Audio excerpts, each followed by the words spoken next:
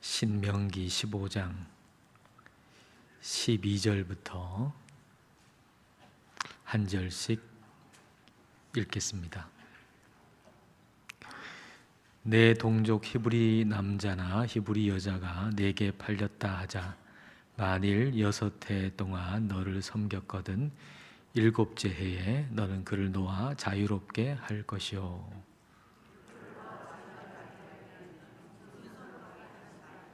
내 양 무리 중에서와 다장 마당에서와 포도주 틀에서 그에게 후히 줄지니 곧 내 하나님 여호와께서 내게 복을 주신 대로 그에게 줄지니라.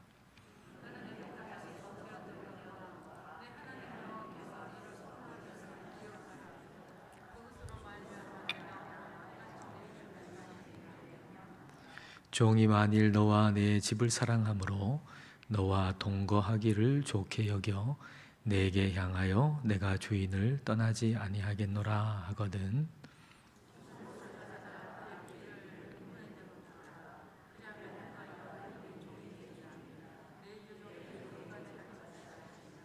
그가 6해 동안에 품꾼의 삭새 배나 받을 만큼 너를 섬겼은즉 너는 그를 놓아 자유하게 하기를 어렵게 여기지 말라.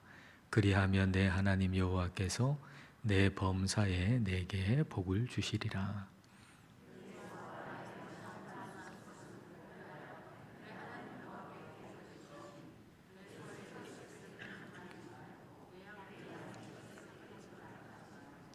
너와 내 가족은 매년 여호와께서 택하신 곳 내 하나님 여호와 앞에서 먹을지니라.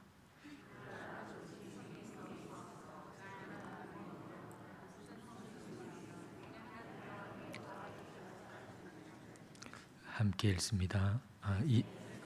먹되 부정한 자나 정한 자가 다 같이 먹기를 노루와 사슴을 먹음같이 할 것이요 오직 피는 먹지 말고 물같이 땅에 쏟을지니라. 아멘. 오늘 본문은 7째 해에 종을 자유하게 하는 것에 대한 건데요. 12절 말씀을 다 같이 다시 한번 읽겠습니다. 내 동족 히브리 남자나 히브리 여자가 내게 팔렸다 하자.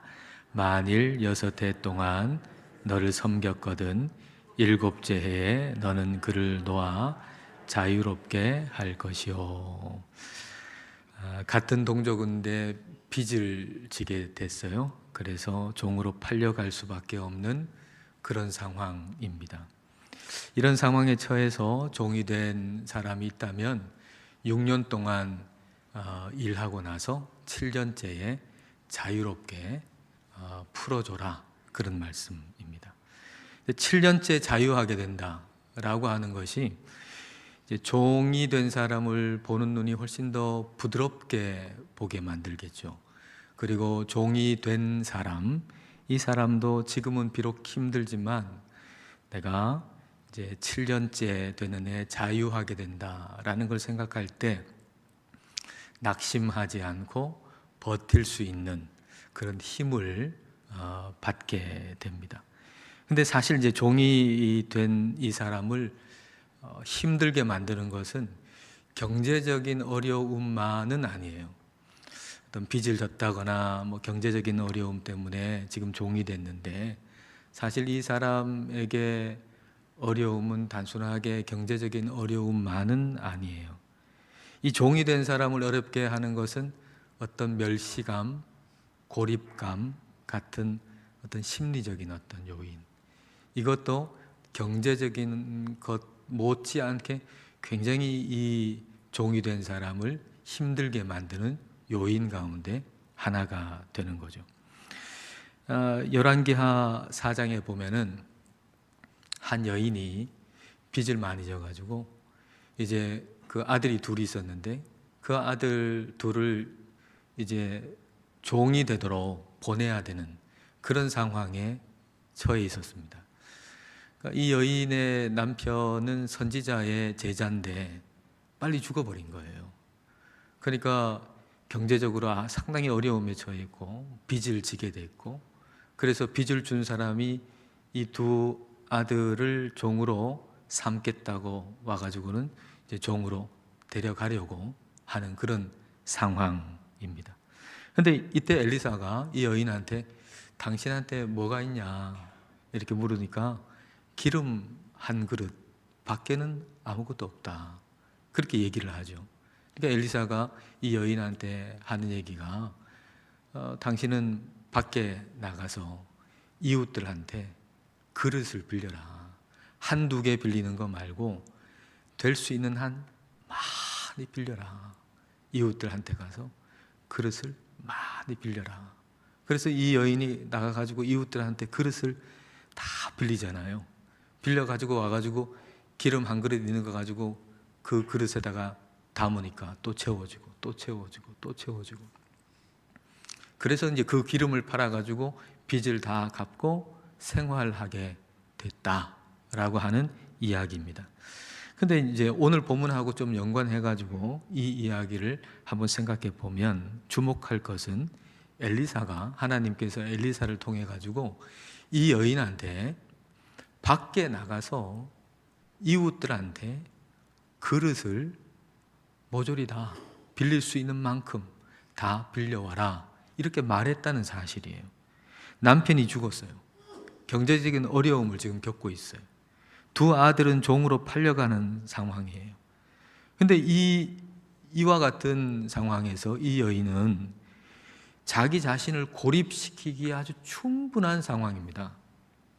이 상황 때문에 마음이 위축돼 가지고 방 안에 틀어박혀 있기에 아주 적합한 상황. 그 누구도 만나지 않고 방 안에 그냥 틀어박혀서 심리적으로 위축되고 그럴 수 있는 상황이란 말이죠. 근데 엘리사는 여인한테 밖에 나가서 그릇 한두 개도 아니고 이웃들 전부한테 돌면서 그릇을 다 빌려라 그렇게 말씀을 했단 말이에요. 근데 이 여인이 그릇을 빌리면서 그릇만 받았겠습니까? 그릇을 주는 이웃이 그릇만 줬겠습니까? 그릇을 빌려주는 이웃은 그릇만 주는 게 아니고요, 따뜻한 말 한마디, 그리고 내가 당신을 지지한다는 어떤 눈빛, 표정, 그런 것들을 동시에 그 여인에게 주게 되는 거죠. 그 여인은 그릇과 함께 그걸 받는 거예요. 그러면서 이 여인은 고립된 섬에서 나올 수 있는 거죠. 심리적인 고립된 섬에서 나올 수 있는 거죠. 나를 지지하고 응원하는 사람이 내가 생각한 것보다 훨씬 많구나, 이걸 깨닫는 거예요. 그전에는, 만나기 전에는 이런 처지 가운데 사람들이 나를 비난할 거고 비웃을 거고 이렇게 생각했지만, 실제로 이웃을 만나가지고 보니까 내가 생각한 것보다 훨씬 나를 지지하고 응원하는 사람이 많다는 걸 깨닫게 되는 거죠. 그러니까 외형적으로 보면 이것은 그릇을 빌리는 거지만, 내용적으로 보면 이것은 기도를 부탁하는 것하고 같아요. 그러니까 이 여인이 지금 이웃을 이제 돌아다니면서 막 이제 그릇 달라고 하는데, 근데 외형적으로는 그릇을 빌리는 거예요. 그러나 실질적으로 내용은 기도를 부탁하는 것과 같은 거죠. 우리가 어려움에 처할 때 기도를 부탁하잖아요. 기도를 이제 부탁하면 그 기도하는 사람한테 기도를 부탁하지 않습니까? 근데 기도하는 사람한테 기도를 부탁하면 그 기도하는 사람이 내 기도 제목을 잘 들어줘요. 그리고 그걸 또 듣고 또 기도해줘요. 그럴 때 우리는 내가 생각한 것보다 나를 지지하고 응원하고 기도해주는 사람이 많구나, 이 사실을 알게 된단 말이죠. 그러니까 그 기도 제목을 말할 때 그 어려운 사람이 그걸 잘 들어주고 기도해 준다는 것은 어려움을 당한 그 사람에게는 굉장히 의미가 있고 굉장히 중요한 일이 될 수 있다는 거죠. 그러니까 하나님은 단순하게 이 여인의 이 경제적인 부분만 채워주시는 기적을 베푼 게 아닙니다. 하나님은 이 여인에게 물질만 채워주는 것이 아니고 이웃과의 관계부터 채워주셨어요. 하나님은 우리의 마음을 너무 잘 아시는 거죠. 이웃과의 관계부터 채워줬어요. 이 여인을 이웃으로부터 소외되지 않도록 만든 거죠. 만약에 이제 소외돼 가지고 혼자 갇혀 있으면 이제 생각이 왜곡된단 말이죠. 사람을 만나면 그게 아닌 줄 아는데 나 혼자 그냥 방에 들어박혀 가지고 그냥 혼자 고립돼 있으면 내 생각이 왜곡될 수밖에 없어요. 야, 남편이 죽고 아이 둘 있는데 아들 둘 그것도 종으로 가게 됐고, 그럴 때 야, 내 신세가 이런데 다른 사람은 어떻게 볼까? 다른 사람이 나를 어떻게 볼까? 다른 사람들 다 날 향해서 손가락질 할 거다. 남편 죽은 거, 아들 둘 종으로 팔린 거 다 네 탓이다 라고 생각해서 이 다른 사람들 다 나를 손가락질 할 거다. 동네 사람 부끄러워서 얼굴 들고 못 다니겠네. 이렇게 생각이 더 확고해질 수밖에 없는 거죠. 자기를 스스로 고립시키는 거예요. 근데 이와 같은 여인에게 하나님이 엘리사를 통해 가지고 너 밖에 나가가지고 그릇을 다 빌려라. 얼마나 기막힌 처방입니까? 이 부분 생각하면 단순하게 막 기름 부어가지고 그릇에 막 기름이 다 차가지고 경제적으로 다 해결됐다, 요 차원만이 아닌 거예요. 그러니까 하나님의 처방이라고 하는 건 정말 기가 막힌 거죠.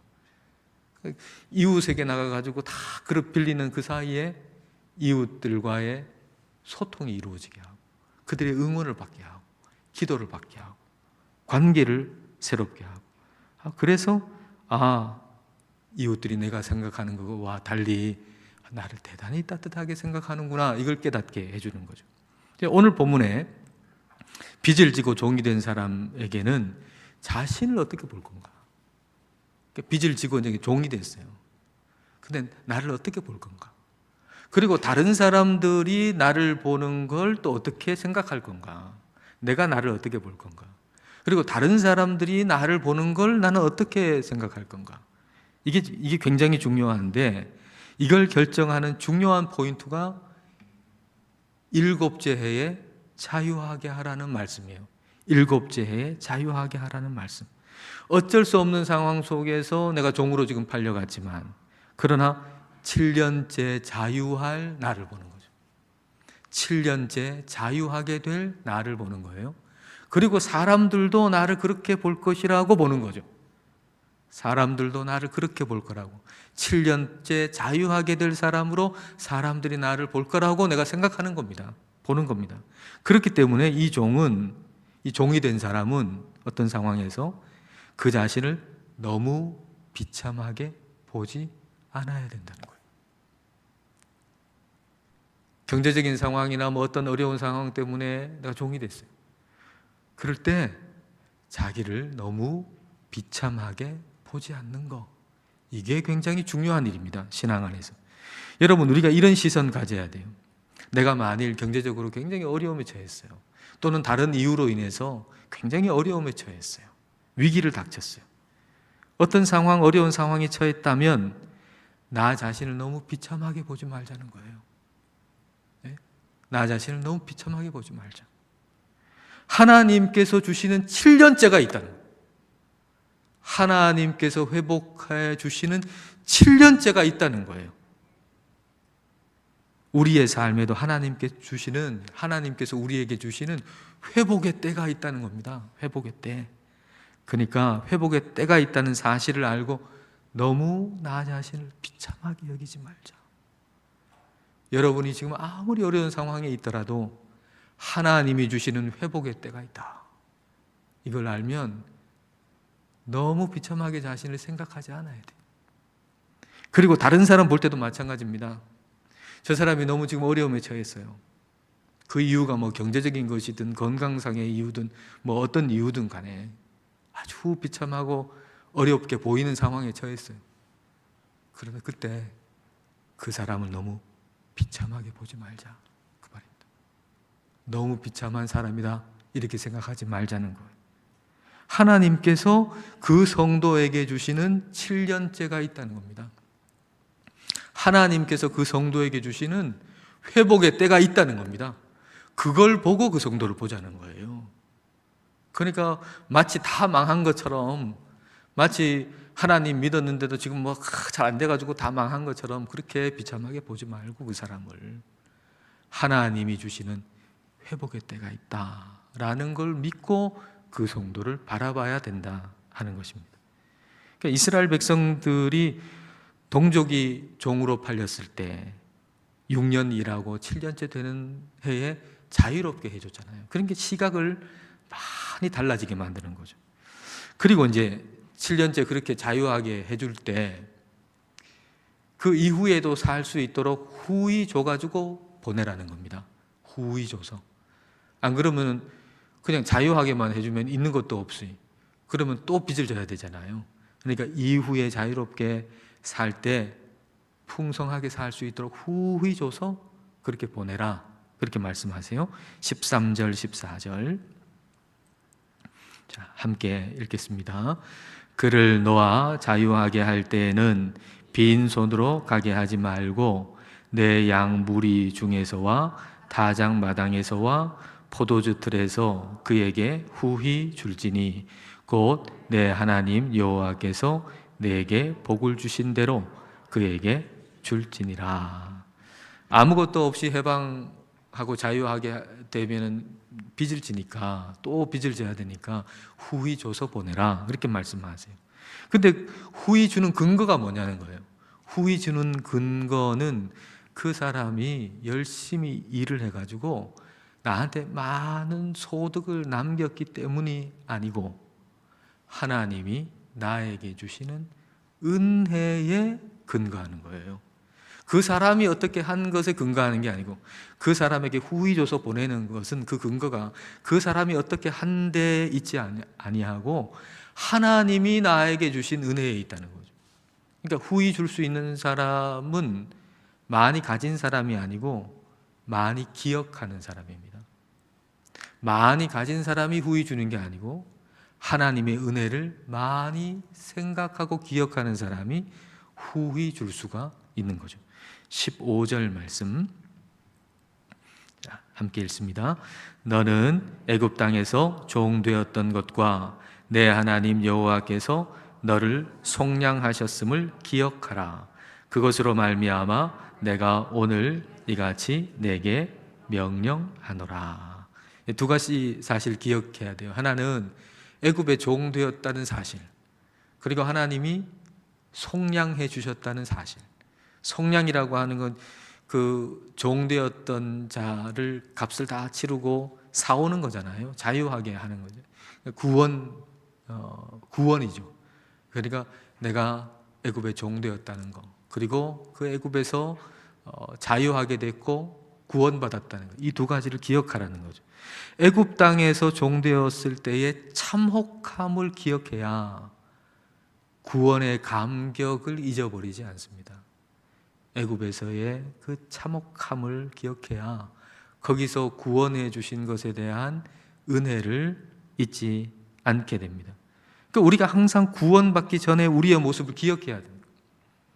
우리가 구원받기 전에 우리의 모습을 기억해야 되는데 그것은 구원받기 전에 우리의 죄인 되었던 그때의 우리의 낮은 모습을 보고 하나님께서 우리를 얼마나 높여주셨는가를 기억하기 위한 것입니다. 우리가 죄인이었을 때 우리가 얼마나 낮았었는가. 근데 지금은 우리를 구원해 주셔서 하나님이 우리를 얼마나 높여주셨는가, 이걸 우리가 기억하는 거죠. 그러니까 우리의 낮음을 기억하는 것은 주님을 높이기 위한 너무 좋은 기회입니다. 누가 우리를 낮추려고 할 때 그것도 우리는 하나님을 높이는 기회로 삼아야 됩니다. 사람들이 바울한테, 바울을 공격하는 사람들, 바울 미워하는 사람들, 공격하는 사람들이 저 유산된 자 같은 놈, 사산된 자 같은 놈, 제대로 태어나지도 못하고 사산되고 유산된 사람 같은 자라고 공격을 했잖아요. 그런데 바울이 어떻게 하나요? 하나님의 은혜를 기억하잖아요. 하나님의 은혜를 기억하고 감사하고 주님을 높이는 기회로 삼잖아요. 만삭되지 못해서 태어난 자 같은 나 같은 자에게도 하나님, 부활하신 예수님이 내게도 보이셔서 나의 나 된 것은 하나님의 은혜입니다, 그렇게 고백하잖아요. 우리도 그럴 수 있다는 거죠. 누군가가 비난의 화살을 우리를 향해 쏠 수 있어요. 얕보면서 낮추려고 시도할 때가 있어요. 우리 인생 가운데 다 그런 일이 있잖아요. 누군가가 나를 한 바닥으로 낮춰보려고 여러 가지 시도를 할 수 있어요. 그럴 때 그걸 주님의 은혜를 기억하고 우리 주님을 높이는 기회로 삼아야 된다 하는 겁니다.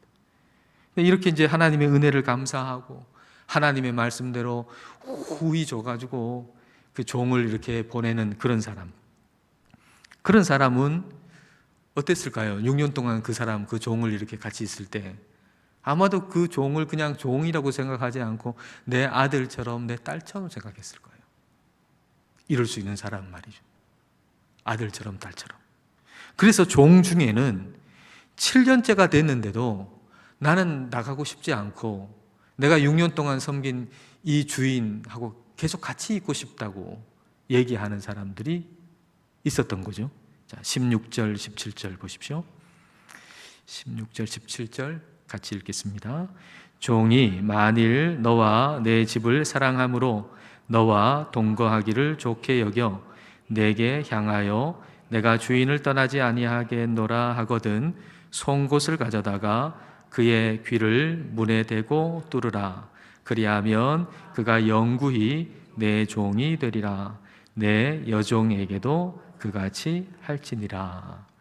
종이 돼가지고 이제 지내보니까 그 주인하고 그 집안이 너무 좋은 거예요. 그래서 떠나고 싶지 않은 거예요. 계속 있고 싶어요. 어쩔 수 없어서 막 이게 경제적으로나 여러 가지 이유 때문에 종이 되긴 했는데, 그 사람의 종이 되고 살아보니까 너무 좋은 거예요. 이 사람이, 그 집안이 너무 괜찮은 거예요. 떠나고 싶지 않은 거예요. 종의 의향이 그렇다면 주인은 이 종을 영원한 종으로 삼을 수 있다는 겁니다. 영원한 종. 영원한 종이 되었다. 이 주인의 영원한 종이 되었다라고 하는 증표로 이 종을 문에다가 데리고 와서 그 귀를 뚫는 거죠.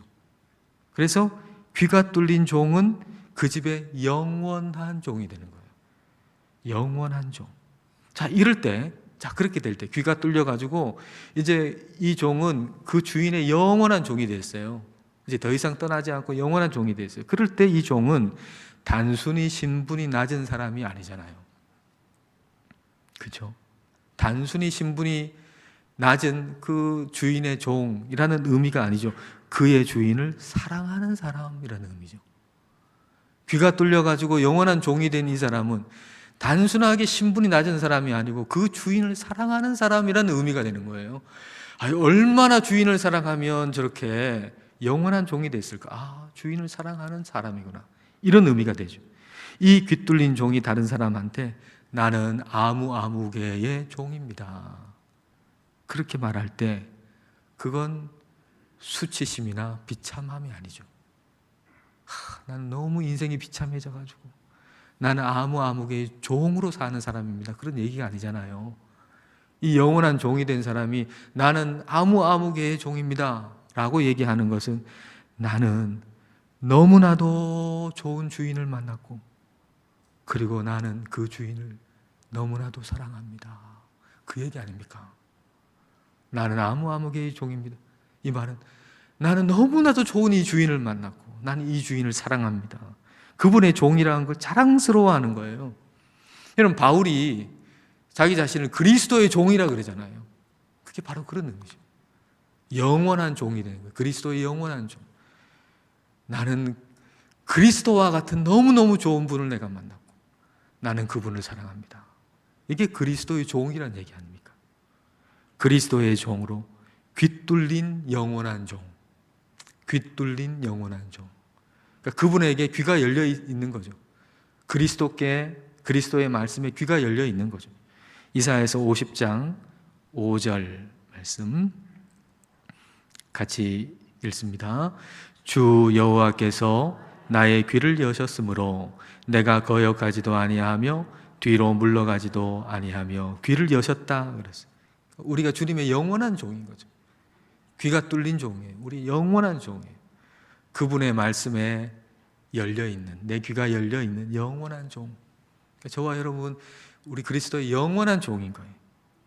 종이 자발적으로 이 주인, 내 영원한 종이 되어야 되겠다. 그리고 귀가 뚫리는 그 고통도 감내한다면 이 주인 정말 좋은 주인일 겁니다. 근데 이런 좋은 주인만 있겠습니까? 그렇지 않은 주인도 있을 거 아닙니까? 그래서 그런 사람들을 위한 지침을 또 주시죠. 18절 말씀 보십시오. 그가 6해 동안에 품꾼의 삭새 배나 받을 만큼 너를 섬겼은즉 너는 그를 놓아 자유하게 하기를 어렵게 여기지 말라. 그리하면 내 하나님 여호와께서 내 범사에 내게 복을 주시리라. 어떤 주인은요, 이 종이 이제 6년 동안 일했어요. 7년째 이제 보내야 되는데 보내기 싫은 거예요. 원치 않는 거예요. 그것은 그 이유는 내가 손해를 봤다 생각하기 때문이죠. 이 종이 6년 동안 일했는데 내가 충분하게 내 이득을 다 못 뽑아냈다, 이렇게 생각하기 때문이죠. 근데 손해본 게 아니라는 거예요. 오늘 말씀은 손해본 게 아니라는 거예요. 그가 6해 동안에 품꾼의 삭새 배나 받을 만큼 너를 섬겼다, 이렇게 얘기하는 거예요. 이 종은 다른 품꾼보다 2배로 일했다. 6년 일했지만 12년 일한 것만큼 2배로 일을 했다, 그렇게 얘기를 하는 거예요. 그럼에도 불구하고 이 주인은 자기가 손해봤다 생각하는 거죠. 이런 일이 일어나는 이유가 뭘까요? 주인이 내가 이 종한테 해준 것만 생각하고 종이 나를 위해서 한 일은 생각하지 않는 거예요. 내가 너한테 이렇게 많이 했는데 이것만 생각하는 거죠.